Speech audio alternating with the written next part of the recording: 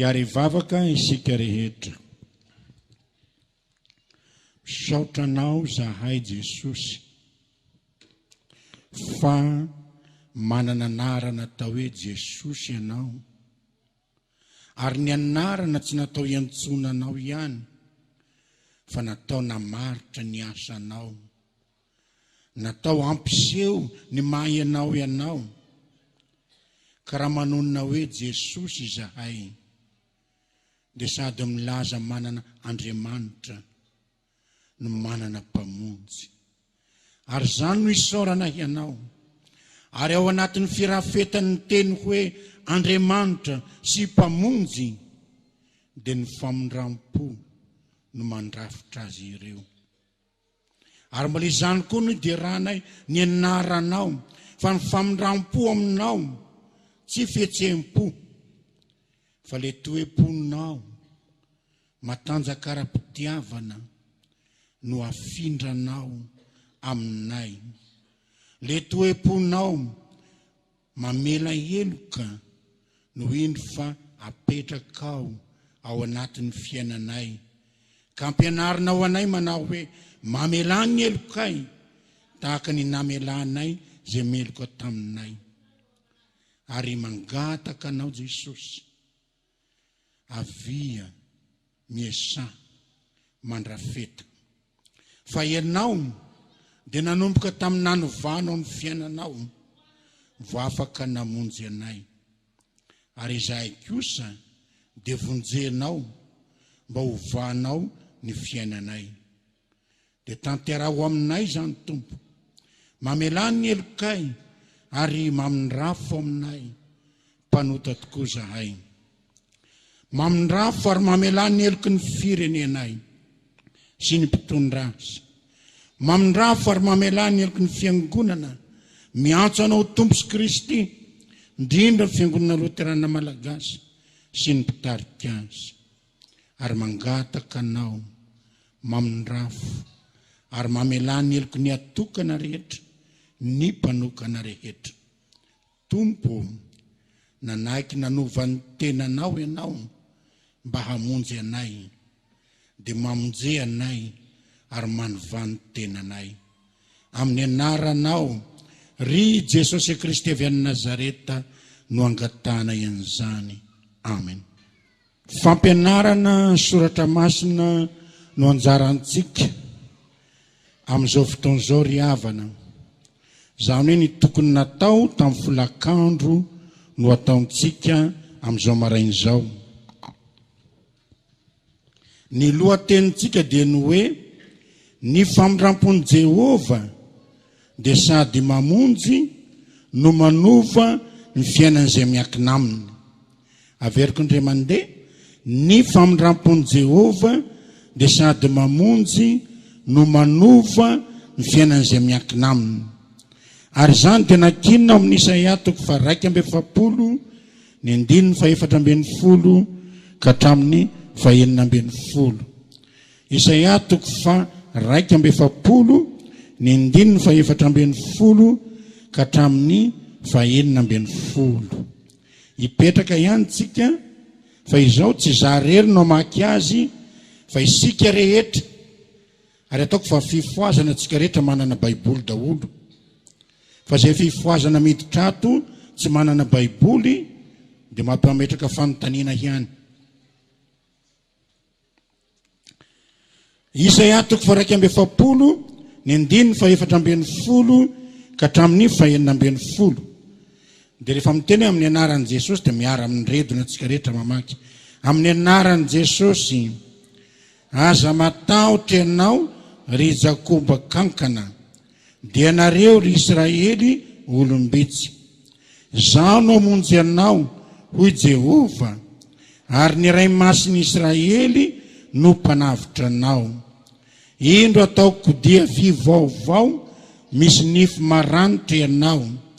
Ivelany tendrombohitra ianao ka norotoro azo vovoka, ary ianao ny avoana ho tahaka ny akofa. Ikororoka azy ianao ka ho poamin'ny rivotra izy, ary ny tafio-drivotra anely azy. Fa ianao kosa dia ravoravo amin'i Jehova, ary ny ray masiny Israely no reharehanao. Amen. Misy teny amin'io teny io zay tena mampieritreritra fatratra. Fa araky ny fampianarana zay hojerentsika hoe Andriamanitra dia sady mamonjy no manova ny fiainan'izay miankina aminy. Alohany anaovan'Andriamanitra an'izany anefa dia izao navadiny i fomba fiteny io fa Andriamanitra aloha nanova ny tenany zay vao mamonjy antsika. Ary rehefa mamonjy antsika izy dia manova ny tenantsika. Ambara ao amin'ny tenin'Andriamanitra fa Andriamanitra dia fanahy. Ary Jesosy mihitsy aza ny tenana hoe fa zay manompo an'Andriamanitra dia manompo azy amin'ny fanahy sy ny fahamarinana. Zany Andriamanitra fanahy zany anefa mba hahafahany mamonjy antsika ao anatin'ny toerana zay misy antsika dia tsy mety izy raha mijanona amin'izany atao hoe fanahy zany. Fa indro izy tanteraka raha-baky teny, ny teny amin'ny Jaona 1 manao hoe ary ny teny dia tonga nofo. Ary indro ilay zanak'Andriamanitra dia tonga nofo. Ilay Andriamanitra dia tonga mitafy nofo. Nanova ny tenany tanteraka izy. Tsy hoe niala amin'ny fahamasinany izy, na niala tamin'ny fahamarinany, na niala tamin'ny fahadiovany, fa izao niala tamin'izy tsy hita maso izy ho tonga maso, ho tonga hita maso. Ary niala tamin'ny toerany manerinerina izy mba hidina faran'izay ambany.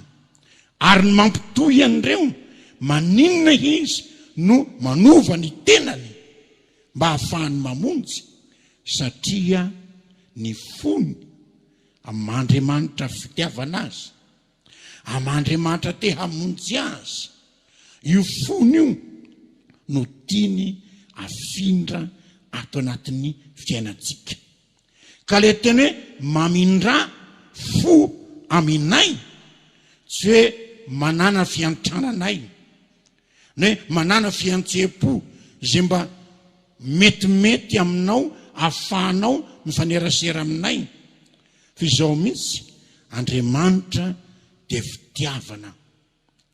Ary zay fon'Andriamanitra fitiavana zay no asehony ary indrindra afindrany ato anaty tsika. Ka tany amin'ny tsy hita maso izy no tonga eo amin'ny hita maso.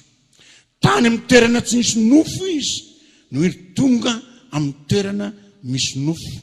Ary natera behivavy. Le Andriamanitra nahary izao tontolo izao no indro fa ateraky ny vehivavy. Ary le Andriamanitra zay hitatsika fa manana zavatra rehetra rentsika tamin'ny vaky teniny fa mety ho noana zany Andriamanitra izany. Ary zay rehetrarehetra izay ny antony dia ny famonjenantsika.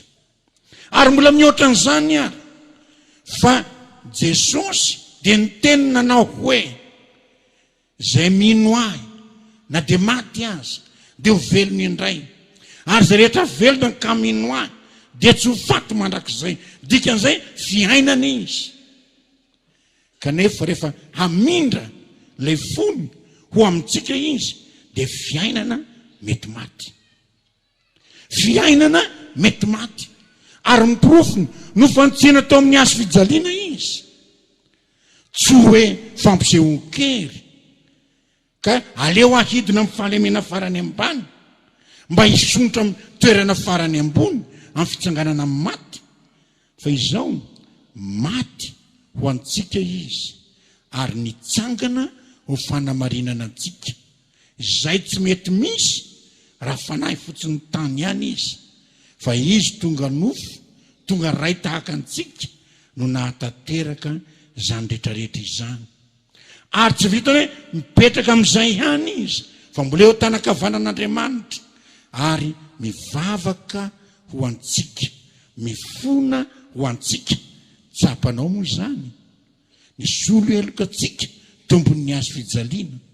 Nitsangana ho antsika ho fanamarinana antsika. Ary izy ny teny hoe tsy misy fitiavana lehibe noho izao dia ny manolotra ny ainy hamonjy ny sakaizany. Raha itsika ny teo amin'ny toerany dia mety ny tenitsika nanao hoe efa mba nanao aho, nilaozako ny lanitra, tonga zanaky ny mpandrafitra aho, nanasitrana aho, nanome sakafo aho, misolo eloka aho, mamela eloka aho, ary mbola mivavaka ihany aho ho azy. Angamba hoy tsika hoe efa mba nanao izay vitako aho.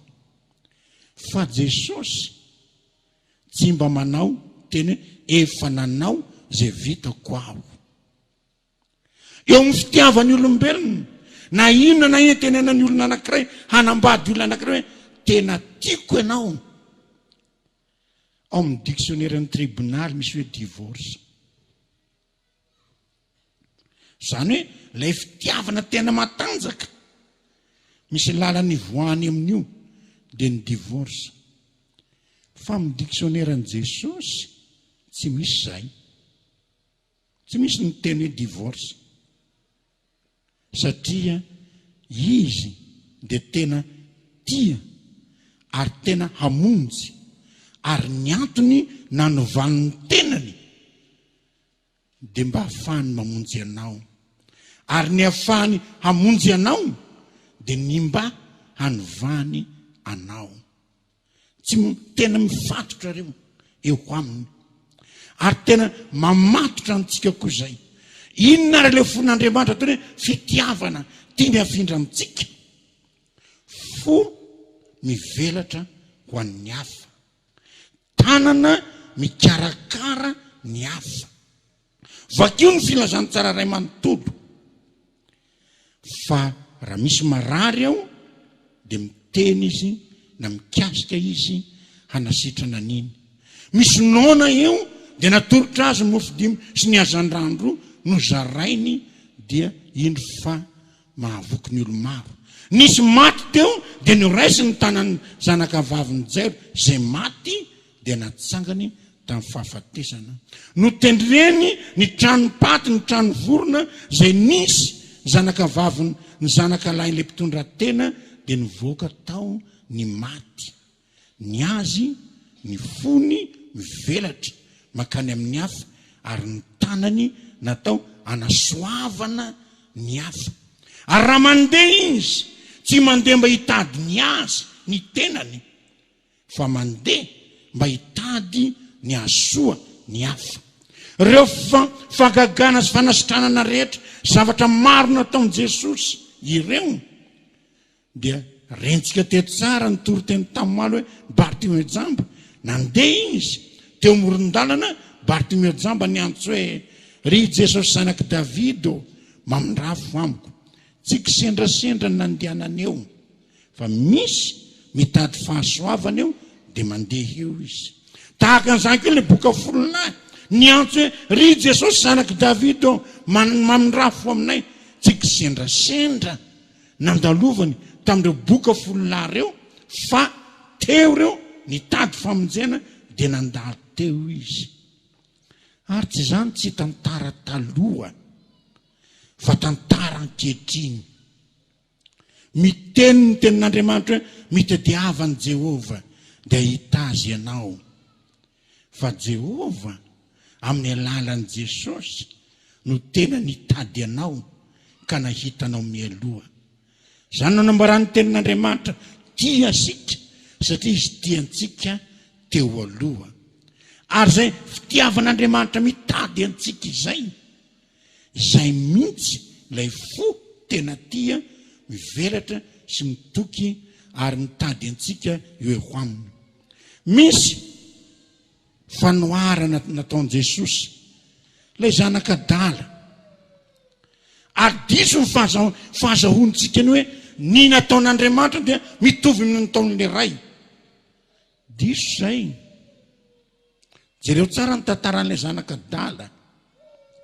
Indro ilay endro lehilahy anankiray nananjanaka roa dia ny lamatoa sy ny faralahy. Ary satria farany izy dia mianta, dia mioany anjara fananako, dia nomendrainy azy ny anjara fananany. Dia hoy ny filazantsara, nentiny iny ary nolaniny tamin'ny fanaranam-po adala. Tany izy. Tany izy. Ary rehefa tany izy, ina no mitranga? Tonga ny mosary, lany ny volany, laozany namana izy, ny efarany ny andro-kisoa, dia ny hinana ny sakafo kisoa. Eo izy no mahatsiaro nanao hoe raha mba tany amin'ny raiko aho, tsy mba tahaka an'izao ny mahazo azy. Dia indro izy niverina. Fitiavana ny rainy ve ny niverenany? Tsia.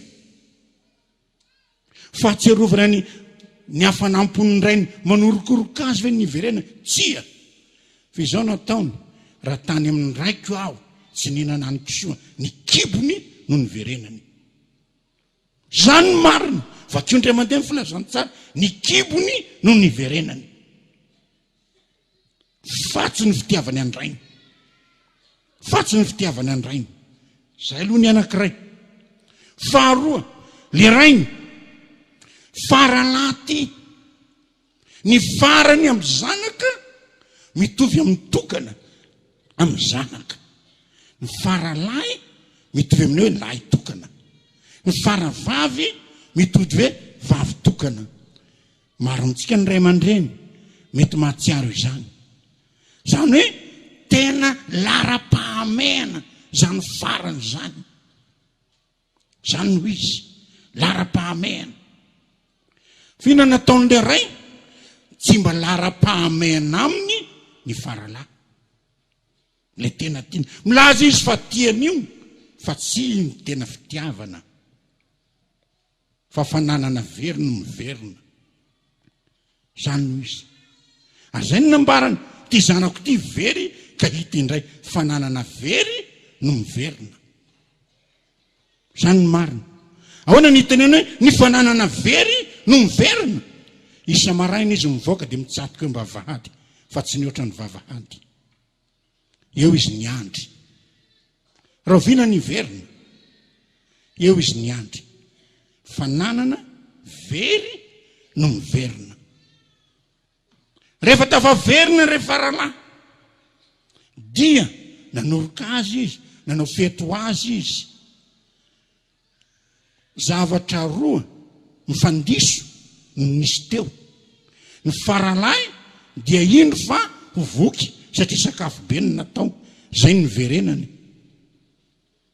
Ny ray mpianakaviana faly satria fananana tsy eo no hita indray. Ka zay ny mahafaly azy. Ary ny lamatoa tsy niraraha mihitsy ny faralahy, tsy naniraraha mihitsy ny rainy. Fa rehefa nahita ny rainy karakara ny faralahy, dia hoy ny lamatoa, nahoana io no andanino vola? Za teto ihany, nefa tsy mba nahazo ninina taminao. Fitiavana telo mifandiso, ny ankiray fitiavana kibony, ny ankiray fitiavana fananana, ny ankiray fitiavatena. Zay ny zavatra eo. Ka dinio, tsy zay mihitsy no fitiavan'Andriamanitra. Tsy zay mihitsy ny fomba hitadiavan'Andriamanitra anao, ka hoe misy zavatra miatra aminao, dia miverina ianao, dia ilay zavatra miatra aminao iny no tadiavinao ho azo. Dia hoy ianao hoe mamonjy Andriamanitra, na tian'Andriamanitra aho. Tsy zay. Fa ny fanoharana zay nataon'i Jesosy, nataon'i Jesosy ty lazana mihitsy, ny atao hoe ny atsimo sy ny avaratra amin'ny ataony. Ny atsimo, le tantara teo fanoharana nateo. Ka diso anao raha miteny hoe ino ny fitiavan'Andriamanitra? Tsia. Fa ny avaratra zay nataony dia ahoana? Indro lay ray, rainao sy ny raiko. Ny rainao sy ny raiko. Dia tsy nijanona fotsiny nitazana eo am-bavahady. Fa Andriamanitra azy mahita antsika rehetra izy, manara-maso antsika tsirairay avy izy. ary manana le zanany lahy tokony izy atao am'paoly hoe lahy matoa. Io ny lahy matoa, tsy mba nijana tao anatin'ny tranony rainy ny andro niverenany ny zandriny, fa le lahy matoa mihitsy minandeha nitady ianao sy nitady ahy. Hitanao le fifanoherana, ny lahy matoa an'le raim-pianakaviana nijanona trano tsy nirarany zandriny, fa ny lahy matoa anao amin'ny alalan'Andriamanitra raintsika, le zokontsika tsy nijanona ta-tranony rainy, fa ny alan'ny tranony rainy nitady antsika. Zay ny ho izy, tena nitady antsika, ka tsy ny anohoanana no iverenantsika any amin'ny ray, fa le zanaka le lahy matoa no nahita antsika ary namerina antsika eo amin'ny ray.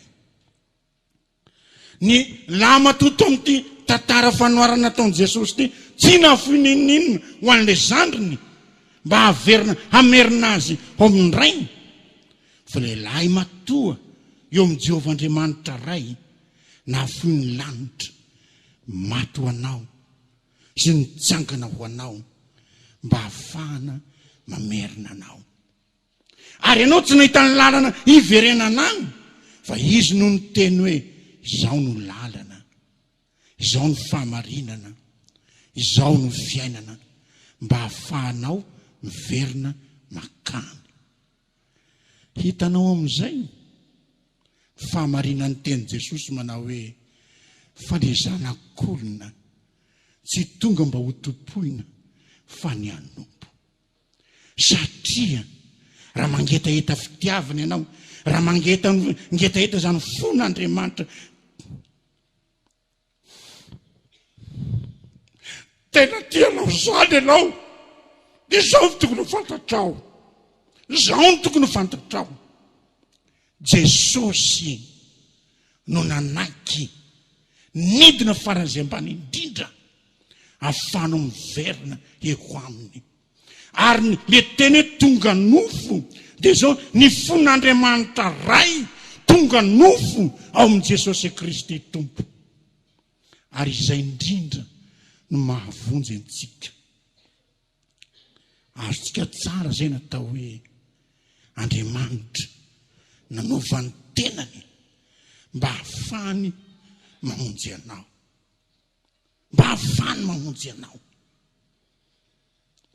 Izao nambarako anao, na inona fitiavan'ny olona ambony anankiray anao, ohatra président de république, ministre na premier ministre, na inona fitiavany anao, samba hiteny mihitsy izy manao hoe hiala président, hiala premier ministre, hiala ministre ka andeha handray angady miaraka aminao. Tsy misy zany. Fanomezana ny ataony, voaraina ny fanomezana mody any an-tranony izy. Fa Jesosy tsy zany natao, fa ny tenany nomeny ary tsy nody any an-tranony izy, fa eo akaikinao mandrakariva. Zao no nataony hoe izao no mpiandry ondro tsara, ary mpiandry ondro tsara eo akaiky ny ondro ny mandrakariva. Zany nataon'Andriamanitra ho anao, dia miditra amin'le texte atsika. Zao nambarako ry Jakoba kankana, dia amin'ny andininy manaraka hoe indro ataoko kodia vy vaovao ianao. Hitanao ndrezay hoe hanova izy kankana, zay nanoarany azy kankana. Jakoba aloha dia hoe fifidianana, nofidian'Andriamanitra isika, matoa tonga batisa, nantsoin'Andriamanitra tsika ary nofidiny. Zay no anatin'ny teny hoe Jakoba navahan'Andriamanitra tamin'ny Esau. Jakoba, ary zay nitiavan'Andriamanitra anao, Jakoba, nefa fantany kankana. Fantatrao moa zany kankana izany, fantatsika loatra zany, tatsatsika. Fa zany kankana izany dia zao no ataony tsy afaka miaro tena, fa tonga ny vorona mitsaingoka azy, tonga ny akoho tsangoka azy. Tonga ny olona maka azy atao eny amin'ny fintana. Tsy mana tongotra, tsy mana tanana, tsy manana ninina. Sarintsika mpanota eo anatrehan'ny famonjena. Nefa koa sarintsika mpanota eo anatrehan'ny devoly. Fa eo anatrehan'ny devoly dia izao, tsy mafaka mamaly isika na mandresy azy. Fa ny devoly dia fetsy. Ny devoly ry havana tsy maka fanahy anao amin'ny karazam-pahotana tsy manaitra anao. Fa amin'ny karazam-pahotana manaitra anao, ino no angalany fanahy anao, ary ino no anamarinany tena ao aminao. Ary ny fampianarantsika matetika dia mitondra antsika amin'izany lalana izany. Toriteny reko tamin'ny fotoam-pifoazana n'Andray mandeha dia izao: tsy mampaninona izay fahotana sosialy ataonao, fa rehefa mino anao dia voavonjy. Pastora ny toriteny izany, ary manana toerana eo amin'ny fiangonana izy. Pastora ny tenako dia asiako mafy, ny tenako mangana hoy mpitoroteny teo aloha. Dikan'izany dia zao: na inona toetrako, na inona fombako, rehefa mino aho dia ampy izay. Dia hoy ny soratra masina, ny devoly koa mino ary tsy miraharaha fahotana sosialy. Fa manao ny karazana fahotana sosialy rehetra, fa mino ny devoly. Nandalo Jesosy ny Ray aman-dreny, dia ny devoly nalala hoe ino ny zanak'Andriamanitra. Mino izy. Mino izy. Fa ahoana ny fiainana andavanandro tsy mifanaraka amin'izany. Tamin'ny fotoam-pifoazana hafa koa dia hoy koa ty mpitoroteny: mino anao voavonjy ianao, na mijangajanga azy na mamon'olo azy. Fa le teny hoe aza mamon'olo, aza mijangajanga, tsy manan-kery aminao zany rehefa mino anao voavonjy ihany ianao. Misaraka roa mihitsy le izy. Ka le anankiray amin'ny hoe Jakoba kankana, ny anankiray hoe tsy afaka mahavonjy tena eo anatrehan'ny fahavalo. Fa le anankiray koa dia ny hoe rembon'ny fahavalo izay rehetra tonga eo. Ao anatin'izay rembon'ny fahavalo izay rehetra tonga eo. Ary amintsika malagasy, voalohany tena mifoha, fa rehefa avy eo lasa fomba fifoazana. Voalohany rehefa tena mifoha, avy eo lasa fomba fifoazana. Zay ny mitranga. Mitranga matetika. Rehefa isy ny asa sy ny fampaherezana, tonga amin'ny sakristy, vavaka miondrika. Kanefa rehefa avy eo miresaka, rehefa avy eo mifanontany vaovao, dia ondray mitarika vavaka atsika tonga, dia moka dia amin'ny dia devoly ina ny voaka amin'izany. Mamperitreritra zany. Eto le kankana, ilay tsy fahafana miady amin'ny devoly, ary le tsy fahafana mahavonjy tena hovain'Andriamanitra. Tena hovaina. Ary ny anovany azy, misy teny anankiroa miverina eo, dia misy teny anankiroa miverina ery afara. Le teny anankiroa miverina alohan'ny anovany azy dia zao: zano hamonjy ianao ho Jehova, ary ny Ray Masiny Israely no mpanavitra anao. Ary le teny anankiroa miverina rehefa manova izy dia zao indray nataony: fa ianao dia ravoravo amin'ny Jehova, ary ny Ray Masiny Israely no reharehanao. Zany hoe ao anatin'ny arofanina anankiroa, ao anatin'ny manda no ametrahany antsika. Kankana tsy mahay ninina, nefa hovaina ho kodia vy vaovao. Zay ampitovy tantana ny tendrombohitra ampitompitantana ny avoana ka tsy mba feo miantso any anefitra fotsiny fa tena fanovana lehibe hita eo amin'ny fiainana. Zany zavatra izany. Tena fanovana lehibe hita eo amin'ny fiainana izany. Ary ny tokodiny hoe Jehova ny mpanavitra. Ny ray masin'i Israely no mamonjy. Zany no tena hita eo. Ary rehefa izy no manova, miova ianao. Ary tena miova. Ka le famelan-keloka tsy hoe nahazo famelan-keloka tao amin'i Jesosy aho, dia vitakeo. Fa le fahasoavana tsy fahasoavana raha tsy entina manasoa. Le fahasoavana tsy fahasoavana raha tsy mahatonga fanomezam-pahasoavana. Ary ny fanomezam-pahasoavana tsy hoe le zavatra nanako, fa le zavatra raisin'ny olona avy amiko. Zay natao hoe fanomezam-pahasoavana. Mandray fahasoavana avy amiko ny olona. Ka eto everinao zany elanelana ny zany kankana tonga kodia vy.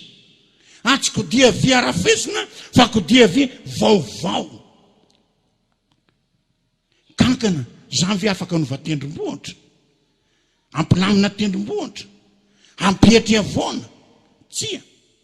Fa mila karazana bulldozer mihitsy manao zany. Fanovana lehibe hita eo amin'ny fiainan'ny olona zany amin'ny famondram-po n'Andriamanitra. Fanovana zany. Ka le famondram-po tsy famondram-po raha famelan-keloka fotsiny. Le finoana tsy finoana raha famelan-keloka fotsiny. Le fahasoavana tsy fahasoavana raha famelan-keloka fotsiny. Ary le soratra masina tena lainga raha tsy manova olona. Fa ny fitambarany hoe finoana, fahasoavana, soratra masina dia dinio tsara ny fipetrany. Kodiarana nanaovantsika loteranina anio, fa tsy latabatra. Kodiarana nanaovantsika anio. Ny soratra masina no ambony, manaraka azy ny fahasoavana, ary manaraka azy ary mafarany ny finoana.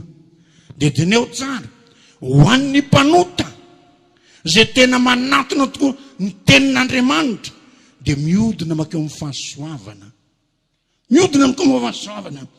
Zay vidina eo amin'ny fahasoavana izay dia voavela ny helony ary mitombo ny finoana, dia miakatra makeo amin'ny finoana. Kanefa tsy zay ihany, fa iny fiakaranao amin'ny finoana ao amin'ny soratra masina iny indray mahatonga fizarana finoana hanome fahasoavana ny hafa. Miodina mamindroso ianao dia iny fa mahazo fahasoavana ny tenanao. Miodina miverina ianao, iny fa mahazo fahasoavana ny manodidina anao. Ary zay ny zavatra roa mitana zay, zay no hevitry koboribory io. Fa tsy hoe vakinao fotsiny makany, fa vakinao makany izy ary vakinao makaty. Satria mifameno tsara reo. Raha tsy azonao zay, dinio ny tantaran'i Paoly. Dinio ny tantaran'i Paoly. Paoly anisan'ny nanendy ny finoana. Zao ny tantaran'i Paoly. Mpanenjika izy. Tonga teo amin'ny lalany Damascus nisy eo tamin'i Jesosy. Ary dia eo izy niova tanteraka. Niona tamin'ilay teny tonga nofo izy. Dia nandray ny fahasoavany famelan-keloka, niala tao ny fahajambana. Ary avy eo ny fahasoavany famelan-keloka izy no tonga niorina mafy amin'ny finoana. Ary efa niorina mafy amin'ny finoana izy, nitoro ny tenin'Andriamanitra. Ary efa nitoro ny tenin'Andriamanitra izy, nanaparitaka tamin'ny finoana tamin'ny hafa, ka natonga fahasoavana ho an'ny hafa. Ary mipirofony ny natonga azy nitety tany taloha dia ny hamono kristianina sy ny ampiditra fijaliana ho an'ny kristianina. Fa ny mahatonga azy nitety tany taty afara dia ny hahatonga ny olona ho kristianina ary nizara an' Jesosy amin'izay rehetra. Ilay kankana lasa niodina ho tonga kodia via manorotoro. Ny ataon'Andriamanitra aminao voalohany, izy nanova ny tenany mba hahafahany mamonjy anao, dia ny ataony ianao koa dia ny mamonjy anao izy mba hahafahany manova anao tanteraka. Ny olona voavonjy dia ny olona miova fiainana. Zany no teny olona voavonjy, ny olona miova fiainana. Mpangalatra teo aloha tsy mpangalatra intsony, jiolahy teo aloha tsy jiolahy intsony, mpangalam-pahadona mpitsangajanga teo aloha tsy manao zantsony, ary tsy hoe tsy manao intsony fotsiny, fa mitaona ny olona hiala am'izany, hitaona ny olona hiala am'izany. Fa itsika le adama helantsika malagasy mahay mampikambana zavatra tsy tokony hikambana, na mampikambana zavatra tsy tokony hikambana. Nambarako ty ndray mandeha tonga taratara aho niakatra ny toblebe ntsika ny farimena, de mandeha ao tokotany ao de misy olo anankiroa mindresaka. Ny ady nalamina tsara ny fotoana, natao aloha famadihana mba afahako mamonjy toby. Zay ny fandaminan'ny fotoana. Olo anankiray, ny anah ny toby lara-pahamena, fa rehefa aveo tanterako am'izay ny amin'ny famadihana. Mampiaraka zavatra roa tsy tokony hiaraka. Mampiaraka zavatra roa tsy tokony hiaraka. Zany hoy izy. Ary le fandrazana fanasany tompo eto dia tena mandrara an'izay. Le tena mandrara an'izay zavatra anankiroa tsy mety miaraka zay ampiarahinao.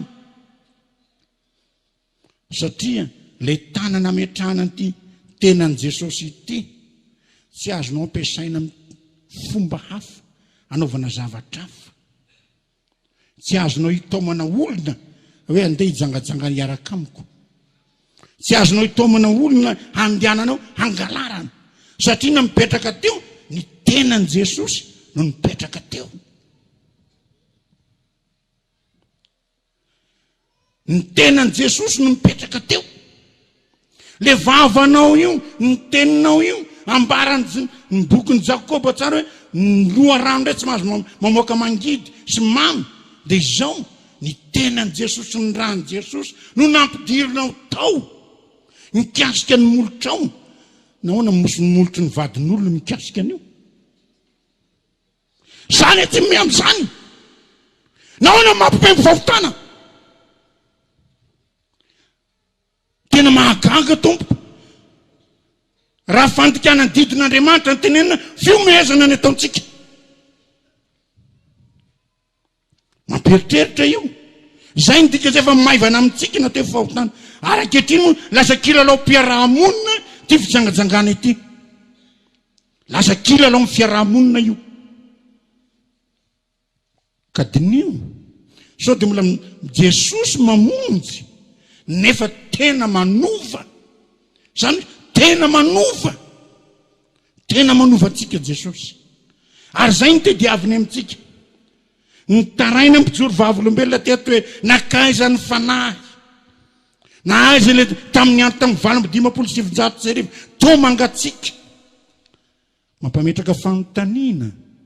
Sao fa lasa fomba pifoazana ny ataontsika. Ary sao de manan-kalaza anniversaire tsika. Fa tsy fiverenana amin'ny fitiavana voalohany. Fa raha vanao anniversaire tsika dia maka gâteau de samy vita. Fa eto manova Andriamanitra. Manova Andriamanitra. Ary zay fanovan'Andriamanitra zay no tiany hiatra amin'ny fiainantsika ry havana. Mba azonao atsaina zany hoe Andriamanitra mihitsy no sahirana nanova ny tenany mba hahafahany mamonjy anao. Zao Andriamanitra nidina ho tonga olombelona, tonga zanak'olombelona mba hahafahanao ho tonga zanak'Andriamanitra. Zany daholo ao anatiny mba hahafahanao ho tonga zanak'Andriamanitra. Ary mibalizy ary fanina taony dia zao hoe zaho no ray mason'Israely, zaho no mpamonjy anao, zaho no mpanavitra anao. Zay no ataony eo ho tena ary fanina ho antsika. Lalana misokatra ny sokafan'Andriamanitra ho antsika zao ry havana. Ary famindram-po zay. Famindram-po zay. Ary ny ahafahanao tena miasa hanasoan'ny hafa dia izao mitodika makany amin'ny hafa fanasoavana ny fiainanao. Vavaka mitodika makany amin'ny hafa. Moaly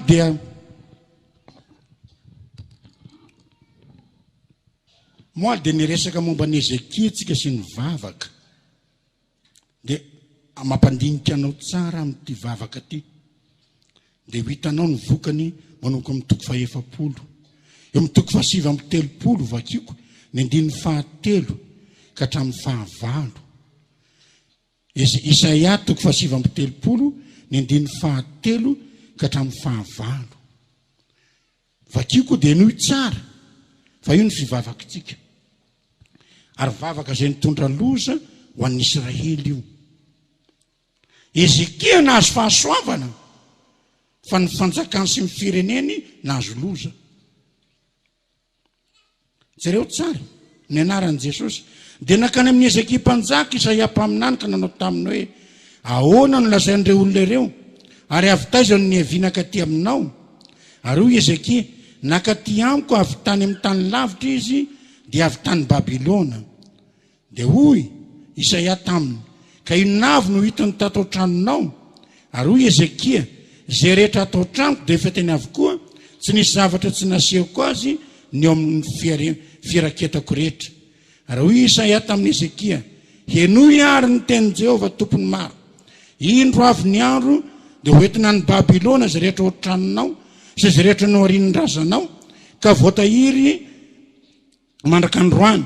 Eny tsy hisy hijanona na inona n'ino Jehovah, ary na dia niteraka ao aza dia isy entina koa ka ho tandonaka any amin'ny lapan'ny mpanjakan'ny Babilôna ireo. Dia hoy Ezekia tamin'ny Isaia, tsara ny teny Jehovah izay nolazainao. Ary kosa eny hisy fiadanana amin'ny androko ka andro fehizay. Azonao le vavaka? Raha tsy azonao dia izao. Eo amin'ny toko 730 mivavaka Ezekia. 730 sy 730 vavaka Ezekia. Dia nahazo 12 taona fanampiny izy. Ho an'ny tenany. Velona 12 taona fanampiny izy. Tonga ny firenena Babilôna nandefa taratasy teo aminy. Faly izy dia nampizahany azy ny zavatra rehetra tao amin'ny efitranony. Dia hoy Isaia, satria nanao zany ianao dia izao ho alefa babo ny fanjakanao, hatramin'ny ateraka ao alefa babo. Dia izao mivaly tenin'ny Ezekia, tsara ny tenin'i Jehovah izay nolazainao. Eny isy fiadanana amin'ny androko dia andro fehizay. Zany hoe ny tenako, fa zay aterako tsy ao anatin'ny fahasahiranantsaiko izany. Ny fireneko tsy ao anatin'ny fahasahiranantsaiko izany. Fa ny tenako izay ny hoy izy. Fivavakantsika andavanandro ny ty fivavaka Ezekia ty e. Misaotranao Andriamanitro fa novelominao, mamelany heloko ianao. Zary zay raha nisy 30 sekondra dia manao 10 minitra amin'izay. Ny omboko Jesosy dia mba harovy. Ny tranoko Jesosy dia mba tsy dio. Ny zanako Jesosy dia mba ataovy tafita.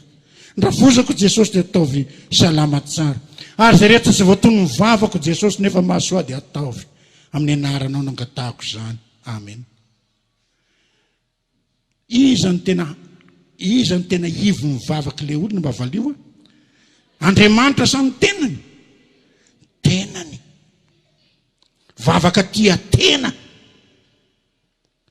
Tsy mba famindrampon'Andriamanitra ny eo aminy. Tsy mba famindrampon'Andriamanitra ny eo aminy. Fa ny rainy izay ny an-danitra tsipika ray fotsiny mikasika antsika. Inona ilay tsipika ray mikasika antsika? Omeo anay anio ninona? Ny anna sazana isanandro. Fa ny sisa mikasika an'iza daholo? Mikasika an'Andriamanitra, mikasika ny namana. Tsipika ray. Fa tsika rehefa mivavaka, tsipika ray mikasika an'Andriamanitra, zara raha misy mikasika ny hafa, tsipika zato mikasika antsika. Zay ny fivavakantsika. Vavaka fitiavatena, vavaka ny Ezekia. Ary zay natonga ny zanak'Israely bambo tany Babilôna satria nany mampanjaka ny aza tsy niraraha azy. Ary mety ho zay koa le vavaka tokony ataontsika, vavaka todika makany amin'ny hafa. Raha misy olona tena tsy tianao, tena mandolia, vava ho an'ny olona hiny. Ary tena vavaka hahatonga azy hiona amin'Andriamanitra.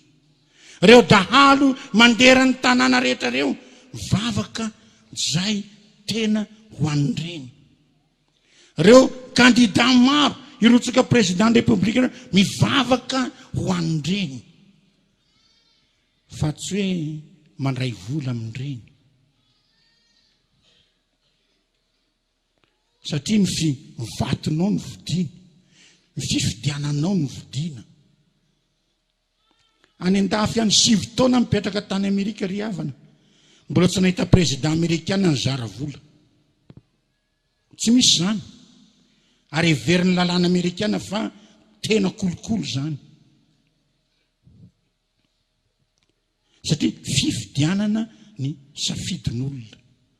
Ka tsy miditra amin'ny raha politika itsika, fa hoe mitodika makany amin'ny hafa ny fiainanao.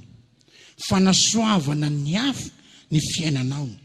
Tahaka ny Paoly, taloha fanaratsiana sy famonoana ny olona, taty afara fitaomana ny olona hiditra ao anatin'ny fahasoavana. Le kankana lasa tonga kodia vy vaovao maranitra, sady nandresy zay rehetra teo amin'ny fiainany, no koa mampandresy ny hafa zay rehetra mandavo azy sy mahatonga azy ho andevo. Zay ny tena izy. Ary zay ny tena hoe ny famondrampon'Andriamanitra dia mamonjy no sady manova ny fiainan'ny olona zay miankina aminy. Mba hataterahany zany ny famondrampon'Andriamanitra dia nanova ny tenany mba hafany mamonjy sy nanova antsika. Ary tsy hoe fihetsepo le famondrampo, fa ny fon'Andriamanitra mihitsy no tia no tafiditra ao anatin'ny fiainanao, ka hitodika tanteraka ho amin'Andriamanitra isika rehetra. Ho tanterahin'Andriamanitra amintsika anie zany, ary ataony tena vavolombelona zany isika eo amin'ny fiainantsika. Iaraka ivavaka tsika rehetra. Misaotra anao ry Jesosy Kristy Tompo, noho ny amin'ny fitiavanao lehibe tsara indrindra, satria mba hahafahanao mamonjy anay sy nanova anay, dia anao Jesosy nanova ny tenanao ary mamonjy anay. Dia mangataka anao Jesosy, azavelanao hanamaivana ny fahotana izahay. Fa raha eto amin'ity fiainana ity amin'izao fotoana izao, ny jentilisa mampiasa ny fombafomba kristianina mba hahafany mivarotra zay ompelantanany. Ohatra ny mpanakanto amin'ny hira-folo zay ao anatin'ny takelaka mangirana, dia asiana hira-pivavahana 2 mba hahafana mamarotra sy mahalafo zany CD na DVD zany. Ary eo amin'ny fiainan'ny fiangonana Jesosy, dia arakaraka ny hanekena ny ampidirana ny fomba jentilisa ao anatin'ny fiangonana, no heverina hoe mandroso ny fiangonana araka ny toetrandro ny fiangonana.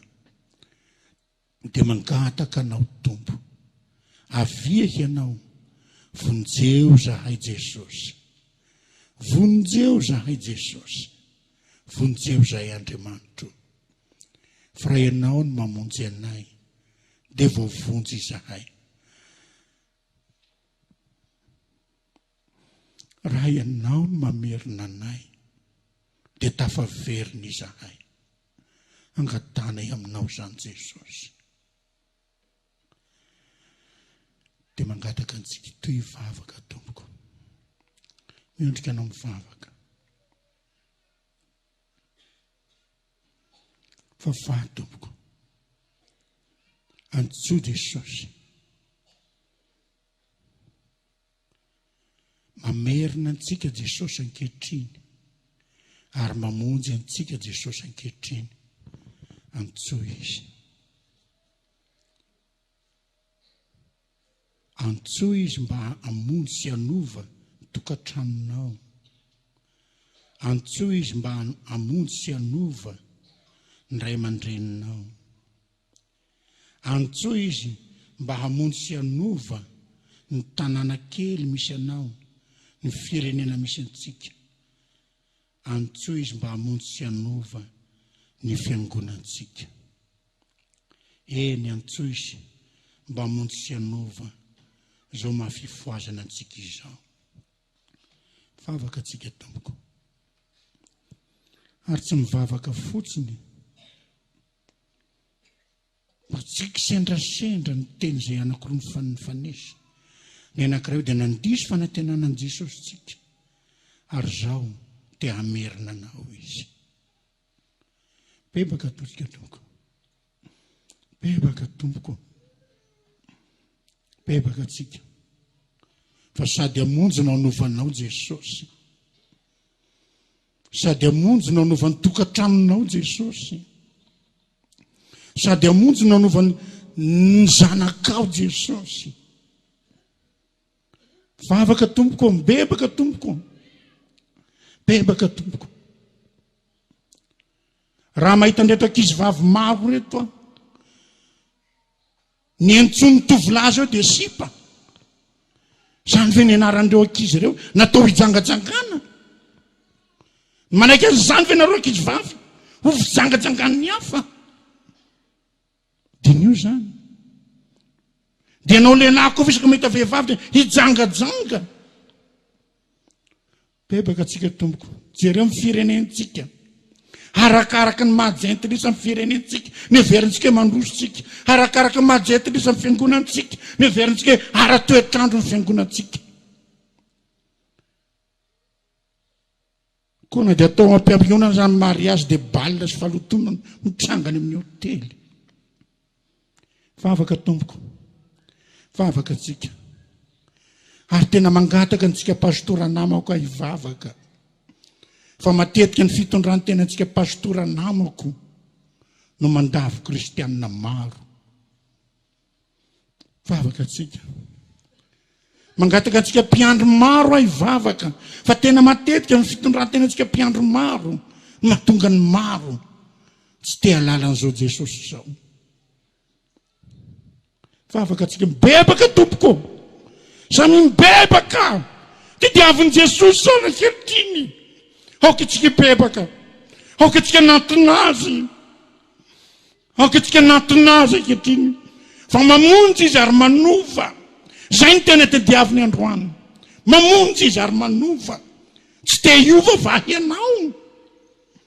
Tsy te hiova va ny tokantranonao. Tsy tianao hiova va ny ankohonanao ny zanakao. Aoka Tompoko ny bebaka. Aoka natona azy isika kehitriny. Mba tsy fomba fifoazana. Zay ny fomba tao. Fa tena fifoazana. Mandray an Jesosy. Zany Tompoko tetiavan Jesosy. Ary zay ny tena tiany hanomboka fitiavana vaovao miaraka amin'isika. Aoka natona azy. Manatona azy. Manatona azy. Tsika tanora manatona an Jesosy. Manatona an Jesosy tsika tanora. Fa tetiavan Jesosy tsika tanora hibebaka. Tetiavan Jesosy tsika tanora hanatona azy tanteraka. Manatona an Jesosy Tompoko. Manatona an Jesosy. Fa ny tena mitady anao zay kehitriny. Manatona an Jesosy. Fa Jesosy mitady anao, manaiky anao izy raha manatona azy anao. Te hamela heloka anao izy, te eo aminao izy, te hanova anao izy. Aoka natona azy Tompoko. Aoka natona azy Jesosy. Tsika ny tokotany ihany, aoka hivavaka. Vavatsika. Fa tetiaviny Jesosy zany ankehitriny. Zay ny tetiaviny. Zay ny tetiaviny. Fantany tsara ny mandavo anao. Fantany tsara ny toetranao. Fantany tsara ny mombanao rehetra.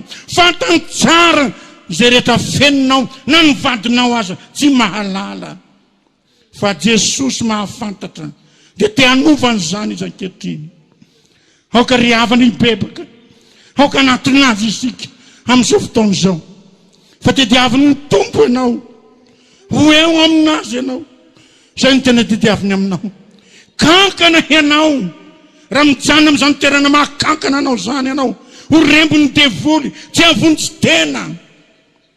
Fa tiany ianao mivanako dia vaovao, sady mandrava ny fahotanao no mandrava ny fahotan'ny hafa koa.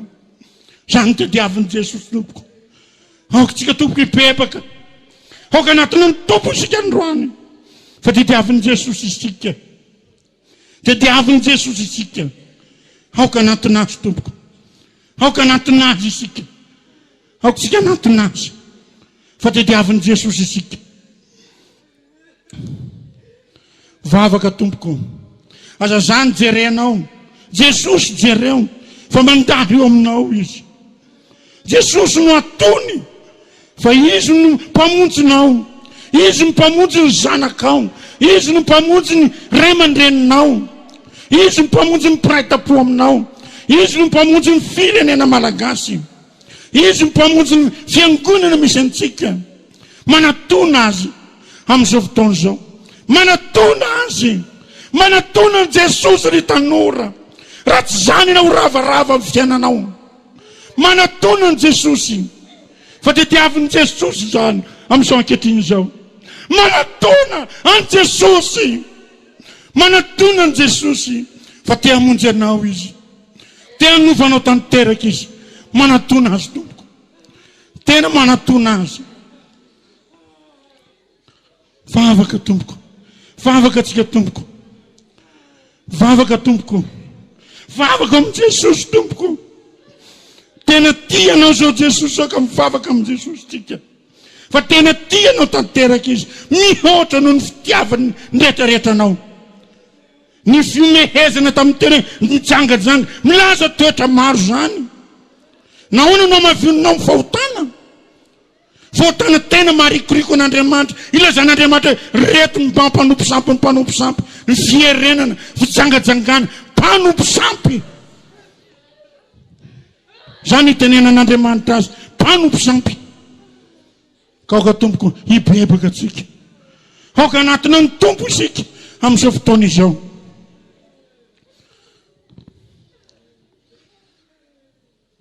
Iaraka itsangantsika rehetra, anao hira tsika. 7:9 meonao ny feony dia aleo zay hira amin'i Jesosy. Miara mitsangantsika rehetra tompoko, tsika ny tokotany mba mitsangana, miara mitsangantsika rehetra. 7:9 meo ny feony, or Jesosy mifaly ny foko, dia ny feony fotsiny meonao.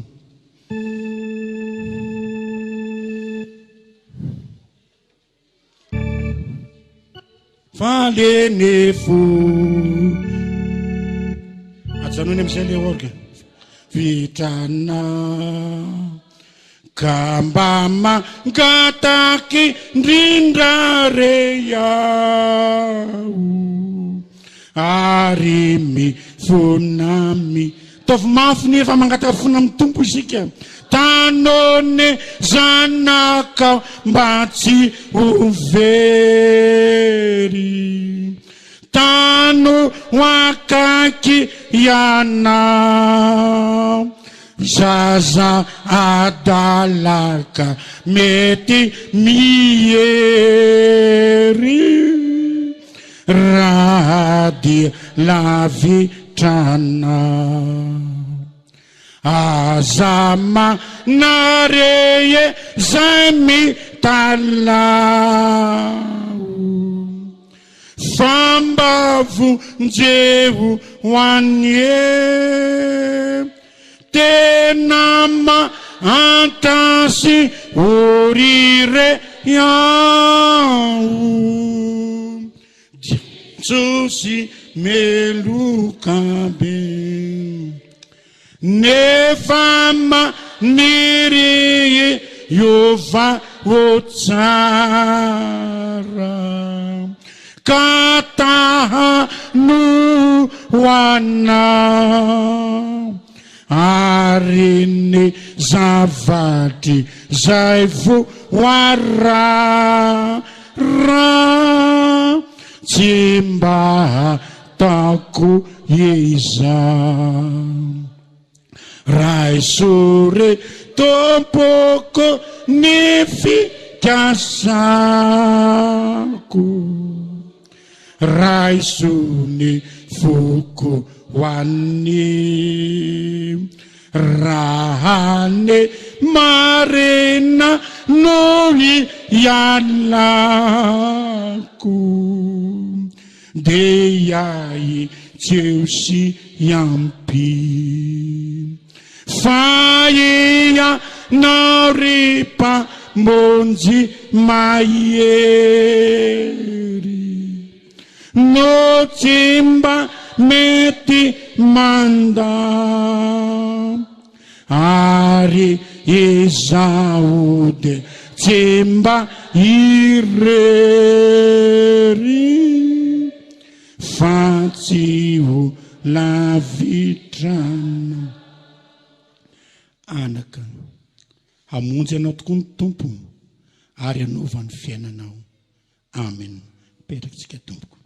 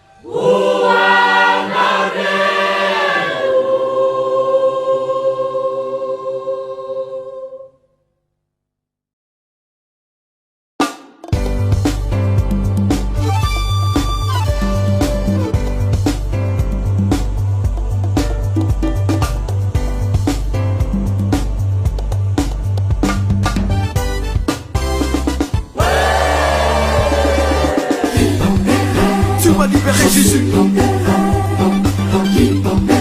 Tu m'as sauvé de tous mes péchés.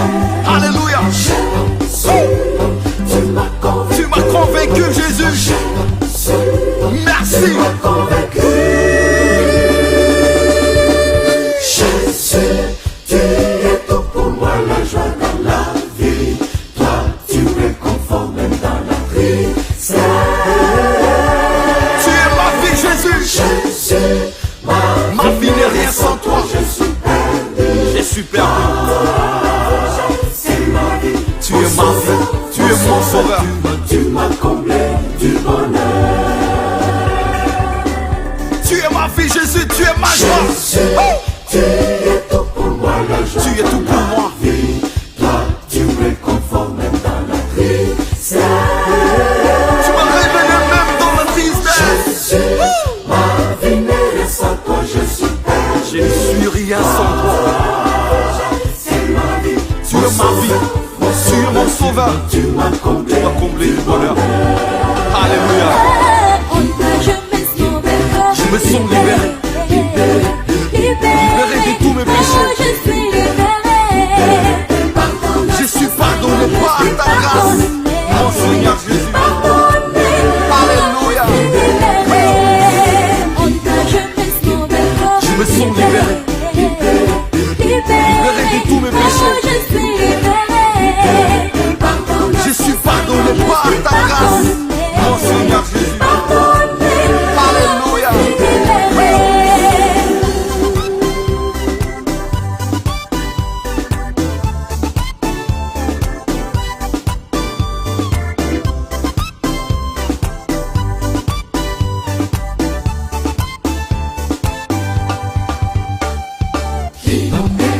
Tu m'as libéré, Jésus.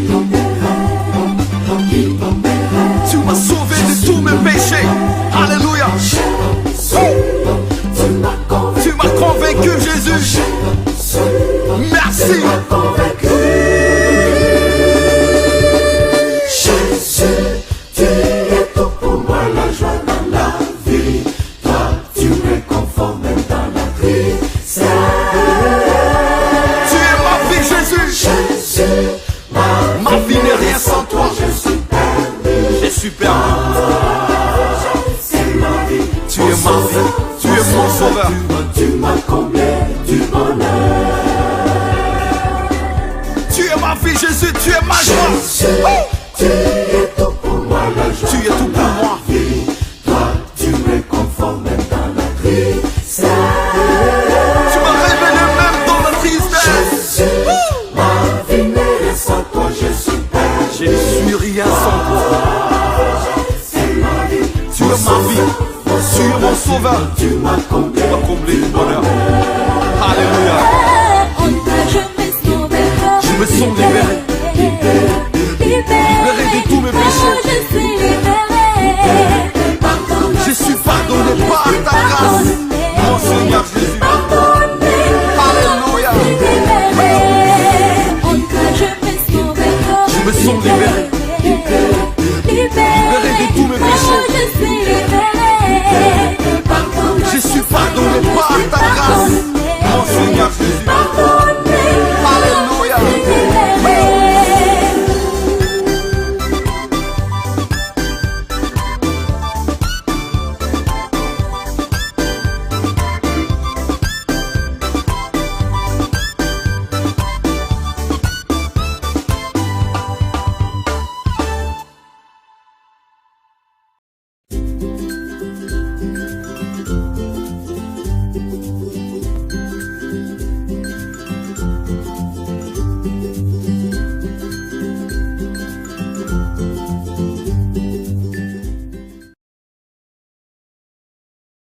Faly miarabantsika rehetra indray manaraka an'ity fandarana ny fitiavana sy ny asa tsara ity.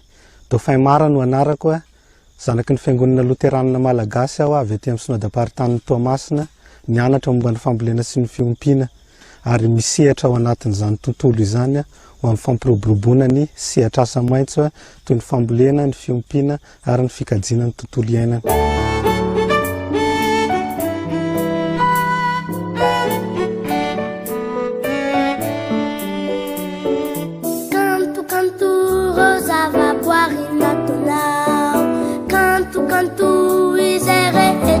vitana ire ubibi kelika achamini elefant kamperi kama hateiza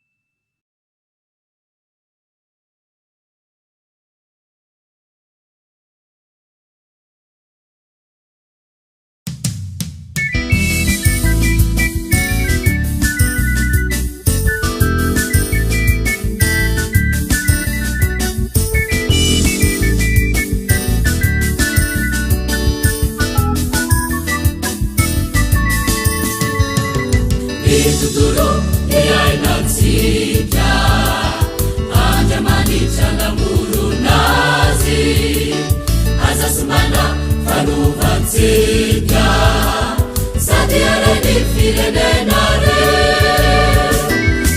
Tuturo yainatsika andamanitra namurunazy azasumana fanuvatsika Sadi arani firenenare Manakadeni isika ulumi Ikulukulu ikati azene Azasumana kasawana nafsi Azamapari na jamanicha Manakadeni isika ulumi Ikulukulu ikati azene Azasumana kasawana nafsi Azamapari na jamanicha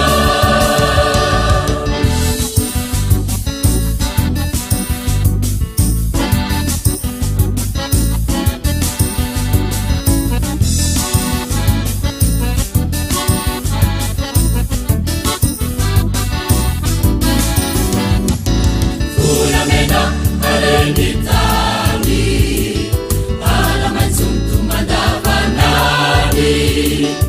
Evabatendi matikizani Kazana katusi mabiracha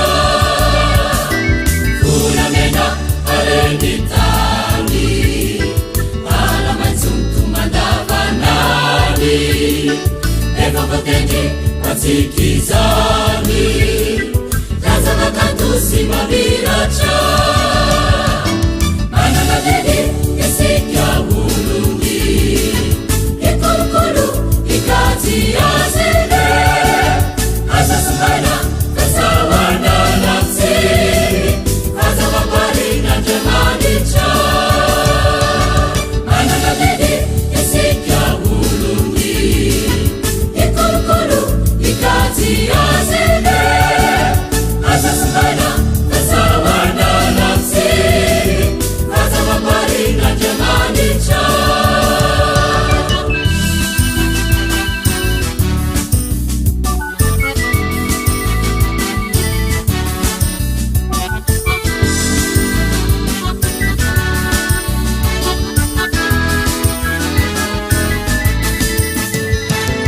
Uza nilatulantu Jibu chamitsukamura Kama msetu nifufanari Sima msachana jamanicha Uza nilatulantu Jibu chamitsukamura Kama msetu nifufanari Sima msachana jamanicha Manakadeni isikia ulumi Ikulukulu ikati azene Azasumana kasawana nafsi Azamapari na jamanicha Manakadeni isikia ulumi Ikulukulu ikati azene Azasumana kasawana nafsi